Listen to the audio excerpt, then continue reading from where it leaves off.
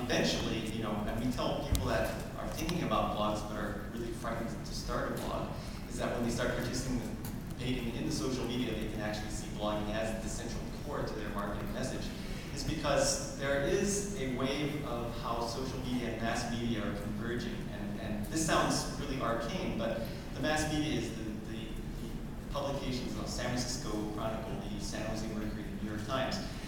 They are actually becoming distributors of content. And I'm going to go into a kind of a higher level viewpoint, because when they start distributing the content, the people that are actually, or the real estate professionals that are participating in the social media will actually be recognized by the mass media eventually.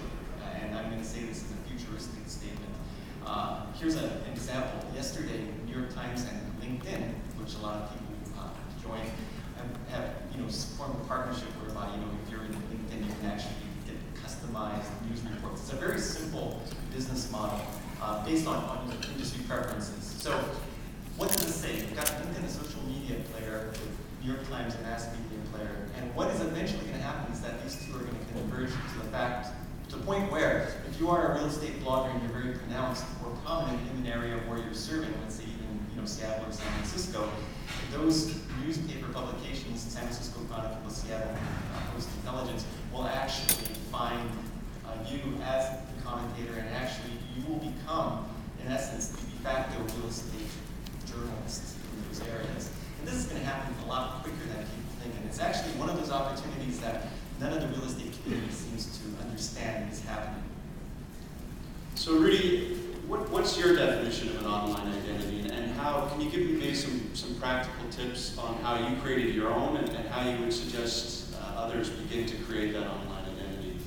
Sure. So when you have your online identity, a good place to start, as many have mentioned, is having your own blog, sort of as your home base. This is where you create your unique content, your thoughts and opinions about your local market.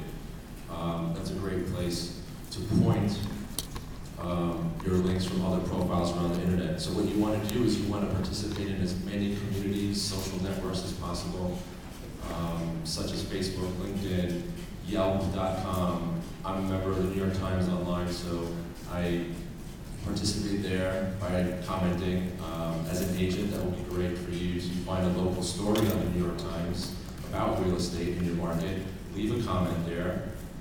In your comment, your name becomes a link. So if someone likes what you've said in this major community, that link will go back to your blog, and then you can find more about you. So the strategy is really to be in as many places as you can. You never know where a consumer will be, and to be proactive, really. If you're in a community, a social network, there are consumers there. So whether it's a Q&A community like we have on Voices, or any number of places, if you find a consumer that's asking a question, engage them, be proactive. A blog, what you're doing is you're creating content, and hopefully you'll get a comment, but you're sitting and waiting for that person to come to you. If you are proactive and go to them, you can get some benefits there as well. I've seen that happen with many agents, and it's worked for me as well. It's for building relationships. I want to just drive home something that Rudy just said. You've all heard the term content is king, right? Yeah. Well, content without links is meaningless. If content is king, links are queen. Not so, Kevin.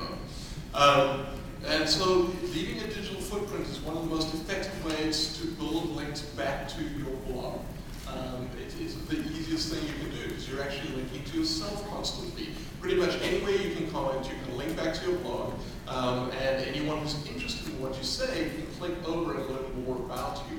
Another reason this is so effective is the hard sell is dead. You guys should know that by now. If you pitch yourself all the time, I'm the greatest agent in the world, it's no longer getting phone calls, right? But if I'm the agent who can help you understand how to buy an REO property, that is getting phone calls. And what I find is that when you go out to other online destinations and you participate in those communities, you're no longer hard selling. You're helping the people in those communities to better understand what it is that they're trying to achieve. We run a great blog, a Zillow blog, but I can tell you for a fact that there's not a ton of realtors subscribed to that blog. You don't need to read Zillow blog to be a great realtor. But I will engage realtors on their blogs and in Active Rain, etc., and educate them there on how think the question is, or that I'd like to ask you, David, is, are you saying that you're wasting your time blogging, and you should be commenting, or what? Because you're sort of famous to be, I mean, I don't know if you've noticed, but anytime you write anything about Zillow, David's going to be there in probably 2 or 3 minutes posting a reply or a rebuttal. And he doesn't, have your own personal blog, so you spend a lot of time commenting. So yeah, I stopped blogging on